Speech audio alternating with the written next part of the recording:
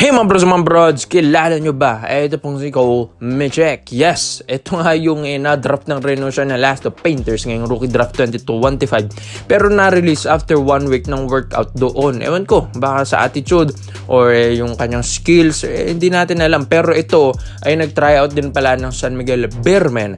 And hindi rin naman ito na nakuha doon dahil nga sa mga Phil-Am loaded cup na. Ito pong SMB, dami ng Phil-Am pala dito sa SMB ngayon.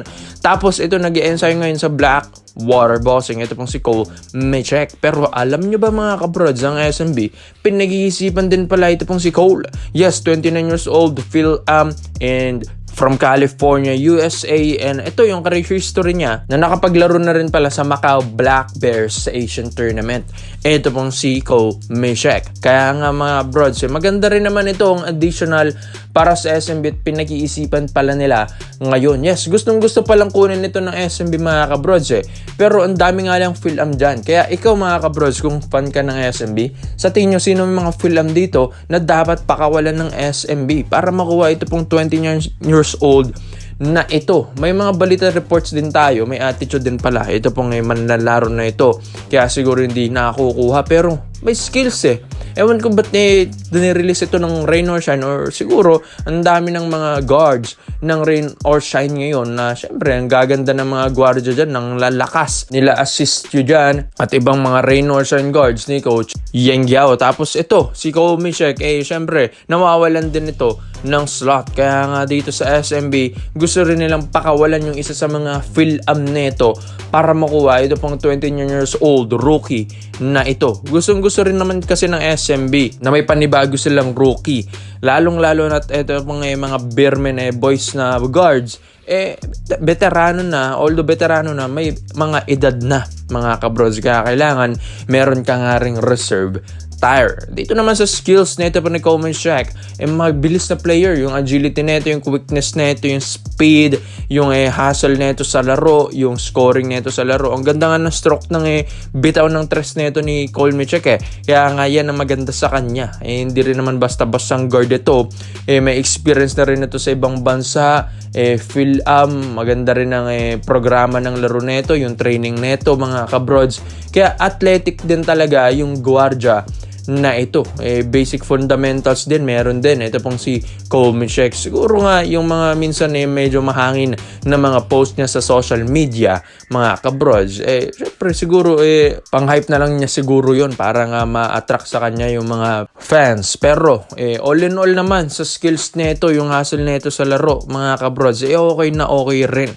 Kaya nga gustong-gusto nga rin kunin talaga ng SMB ito. Pero pinag-iisipan ng SMB sino naman yung bibitawan nila. Once kasi makuha mo ito pong rookie na ito, malaking dagdag ito para sa kanila. Malay nyo, maging future guard din ito ng SMB. Lalong-lalo na't yung iba dito ay nagkakaedad na. Kaya nga maganda kung makuha ito ng Bearmen. Para rin naman mayroong katuwang din ito pong si CJ Perez sa scoring ng SMB. Kaya maganda na magkaroon ka ng mga batang players sa SMB na hindi lang puro Thunders na nga daw yung matitira dito. Maski si Chris Ross, pa-assistant coach na rin yan.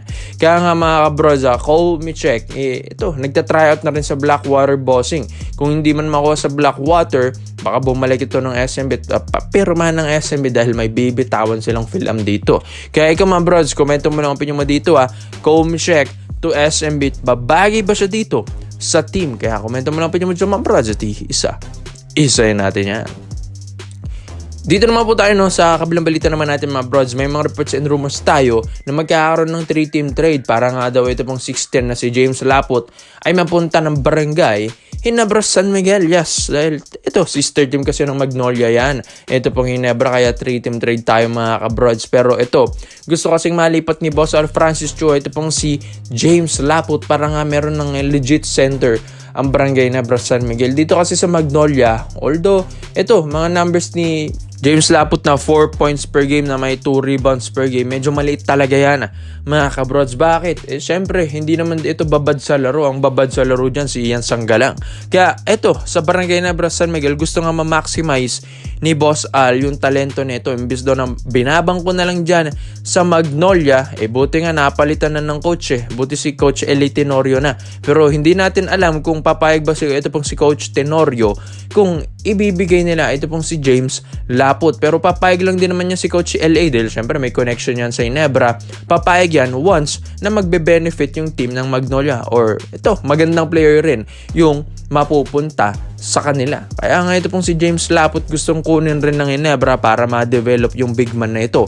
Sayang 6'10 ito mga kabrods. Ito na yung pinakamalaking big man ng Ginebra kung sakali, dahil si Japet na lang ang pinakamalaki na lang ngayon na 6'9" na laging kinakain lang ni Junmar Fajardo. Once kasi na tinatapat ni Coach Chito Victolero dati na pang depensa ito pong si James Laput dito kay Junmar Fajardo, hindi naman masyadong kinakain ni Junmar yan dahil medyo mahirap din at mabigat din yung 6'10" na yan na si James Laput. Tignan nyo naman, malapad-lapad din ang pangangatawan. Ang kailangan lang dito kay James Laput ay patigasin. Yes mga kabrods. Yung footwork nito, medyo meron na rin mga kabrods. Yung speed lang talaga nga kailangan ma-develop.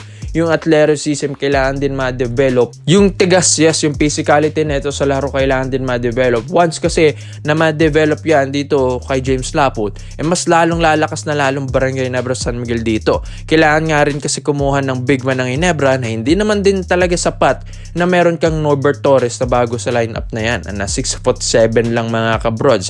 Kailangan meron kang James Laput na 6'10" na may panapat kay Junmar Fajardo mga kabrods. Kaya pag ito ay na-develop ng Ginebra, mas lalong magkakaroon na ng pwersa at may katulong na si Japet sa pang ilalim mga kabrods. Dito kasi sa Ginebra developmental coach, magagaling kasi yung mga developmental coach dito sa Ginebra mga kabrods.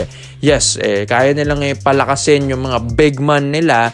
Kaya nga, dito kasi sa ensayo, sa programa ng Ginebra, sa big man, talagang lumalakas yung mga bigs nila. Kaya nga maganda dito na ma-develop nila ito pong si James Laput na sayang naman at binabangko lang sa Magnolia mga kabrods. Dapat malipat at ma-maximize yung talent nito ni Coach Tim Cone. Yes, alam din kasi ni Coach Tim Cone na may potential ito pong big man na ito, na ilang beses ba namang nakakalaban na rin ng Ginebra yan.